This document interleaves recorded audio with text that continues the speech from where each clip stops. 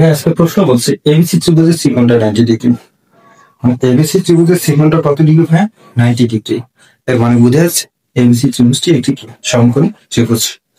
তো অবশ্যই তোমাদের প্রশ্নটা খুব মনোযোগ সহকারে পড়তে হবে।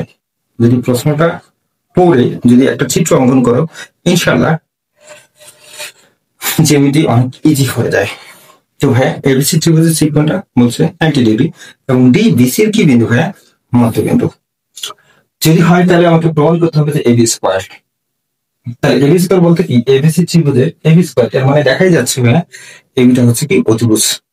অর্থাৎ অতিভুজের ওপর স্কোয়ার করে যে মানটা পাবো সেই মানটা হচ্ছে এডি স্কোয়ার। ভাইয়া এডি স্কোয়ারটা কি? এই বিসি এর মধ্যমা হচ্ছে কত? এডি। তারপর স্কোয়ার করবো, ঠিক আছে? তার সাথে যদি আমি বিডি এর মানে স্কোয়ার করে তাকে 3 দ্বারা গুণ করে যদি আমি কি করে দিই, পূর্বের মানের সাথে যোগ করে দিই, তো তাহলে সেটা কি হয়ে যাবে? এই স্কোয়ারের মানে কি হয়ে যাবে? সমান হয়ে যাবে। তো হ্যাঁ, তোমাদের অবশ্যই এই জিনিসটা মাথায় রাখতে হবে যে এই চ্যাপ্টারের সিকিউর পাশাপাশি তোমাদের এমসিকিউ গুলো খুব সুন্দর করে সলভ করার জন্য তোমাদের অবশ্যই এই প্রশ্নগুলো বোঝাটা খুব জরুরি। কেননা এই প্রশ্নগুলো থেকে তোমাদের উদ্দীপক আসে এবং উদ্দীপক থেকে কি করতে হয়? এমসিকিউ গুলো সলভ করতে হয়। এই জন্য হ্যাঁ, অবশ্যই জ্যামিতির প্রমাণটা তোমরা অবশ্যই খুব ভালো করে ফোকাস করবা, লক্ষ্য করবা এবং ভালো করে বুঝবা। যদি এটা ভালো করে বুঝতে পারো তাহলে অবশ্যই তুমি কি করতে পারবা? এই টপিক্স এর উপরে যত প্রকার কি আসে, এমসিকিউ আসে, তুমি সেগুলো সলভ করতে পারবা। অর্থাৎ আমি বলতে চাচ্ছি এটা রিটেনের পাশাপাশি অর্থাৎ সিকিউ এর পাশাপাশি এই জ্যামিতিটা থেকে যদি কি আসে, এমসিকিউ আসে, সেটাও তোমরা কি করতে পারবা? খুব দ্রুত করতে পারবা যদি প্রশ্নটা ভাইয়া খুব মনোযোগ সহকারে কি করো। তো ভাইয়া, তো এখন আমরা একটু এই প্রশ্নের সমাধানের দিকে একটু আগাই। তো এটা ছিল প্রশ্ন ভাইয়া। এখন এরপরে দেখো সমাধান যখন আমরা আসবো। তো ভাইয়া দেখো বিশেষ নির্বাচন মনে করি ভাইয়া এখানে পুরোটাই প্রশ্নটা কি করছি, উঠে দিছি, আমি অতিরিক্ত কোনো কিছু লিখবো। অর্থাৎ প্রশ্ন হচ্ছে এবিসি ত্রিভুজের ত্রিকোণটা কত ডিগ্রি ভাই? 90 ডিগ্রি। তাহলে এবিসি ত্রিভুজের ত্রিকোণটা কত? 90 ডিগ্রি এবং ডিটা কার? বিসি এর মধ্যবিন্দু, ঠিক আছে? তো তোমার ডিটা হচ্ছে কি? বিসি এর কি বিন্দু? মধ্যবিন্দু। তাহলে যদি হয় তাহলে প্রমাণ কত বলছে কি? AB square equal AD square plus কত? 3 বিডি স্কোয়ার। তো হ্যাঁ, আমরা এখন একটু অঙ্কনের দিকে আগাবো। এই কমা ডিটা কি করবো? যোগ করবো। দেখো ভাই, এই কমা ডিটা কি করছে? আমরা যোগ করছি। আচ্ছা, যোগ করার পরে ভাই দেখো এরপরে যোগ করার পরে ভাই দেখো আমরা প্রমাণটাতে চলে আসলাম সরাসরি। তো তাহলে প্রমাণটাতে আমি আগের জ্যামিতিগুলো তোমাদেরকে বলেছিলাম যে প্রমাণের ক্ষেত্রে তোমাকে লক্ষ্য করতে হবে যে লেফট সাইড অর্থাৎ প্রমাণের লেফট সাইডটা যে অংশে থাকবে সেই অংশের ত্রিভুজটা আমরা কি করবো? পরে কাজ করবো। অর্থাৎ দেখো এখানে দুটো সমকোণী ত্রিভুজ আছে, একটা হচ্ছে এ সি ডি আর একটা হচ্ছে এ সি বি। তো প্রমাণটা দেখো ভাই এবি স্কোয়ার আছে, এর মানে কি? এ সি বি ত্রিভুজে আছে। তো তাহলে আমরা ওই ত্রিভুজটা কি করবো? পরে কাজ করবো। তো পরে যদি আমরা কাজ করি তাহলে আরেকটা ত্রিভুজ বাকি থাকবো, এ সি ডি। আমরা এই ত্রিভুজটা নিয়ে কি করবো? শুরু করবো। তবে দেখো ইনশাল্লাহ আমরা শুরু করি। প্রমাণটাতে যখনই আমরা আসবো তখনই কি লিখবো? এ সি ডি এই ত্রিভুজটা ত্রিকোণটা ভাইয়া কত ডিগ্রি? 90 ডিগ্রি। হয় আমরা পাই কি পাই? লম্ব স্কয়ার প্লাস ভূমি স্কয়ার ইকুয়াল কত? অতিভুজ স্কয়ার। তো এটা লেখার কিছু কারণ আছে ভাইয়া। আমার প্রমাণটার দিকে দেখো, একটু ভালো করে দেখাও। এখানে কিন্তু কোথাও কি এসি এসি স্কয়ার বা এসি নাই। তো তাহলে অবশ্যই আমরা কি করবো? এখান থেকে এসির মানটা বের করে নেবো, যাতে পরবর্তীতে অর্থাৎ পরবর্তী সমকোণী ত্রিভুজে যদি এসি আসে তো তাহলে সেটাকে আমরা ওই পূর্বের মানটা দ্বারা কি করবো? রিপ্লেক্স করে দেবো। তো হ্যাঁ দেখো আমরা কি লিখলাম? এই ত্রিভুজটা ধরে দেখো আমরা লিখলাম লম্ব স্কয়ার, এই যে লম্ব স্কয়ার প্লাস ভূমি স্কয়ার ইজ ইকুয়াল কত? এই অতিভুজ স্কয়ার। তারপর আমরা এসিটাকে রাখলাম, সিডিটা ভাই প্লাস ছিল, সমান ছিল দেখলে কি হবে? মাইনাস। এরপরে দেখো ভাই সিডিটা মানে এসিটাকে আমরা রাখলাম, এডিটা লিখলাম, মাইনাস লিখলাম, লেখার পরে সিডিটাকে কি লিখলাম? বিডি লিখলাম। কেন ভাই বলো তো সিডিটাকে বিডি আমরা কেন লিখতে পারবো? কারণ প্রশ্ন বলে দেওয়া আছে ডি বেসিক কি বিন্দু? মধ্যবিন্দু। আর তাছাড়া দেখো ভাইয়া এখানে প্রমাণের ক্ষেত্রে আমার কিন্তু 3টা বিডি স্কয়ার আছে।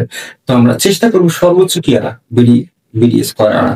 তো এই কারণে আমি সিডিটাকে কিছু কনভার্ট করলাম, বিডিতে কনভার্ট করে ইকুয়েশন কি দিলাম? হ্যাঁ দিলাম। তো ভাই এরপরে আমাদের আরেকটা সমকোণী ত্রিভুজ বাকি থাকতেছে, বলো তো কোনটা? সেটা হচ্ছে কি? যে এ সি বি।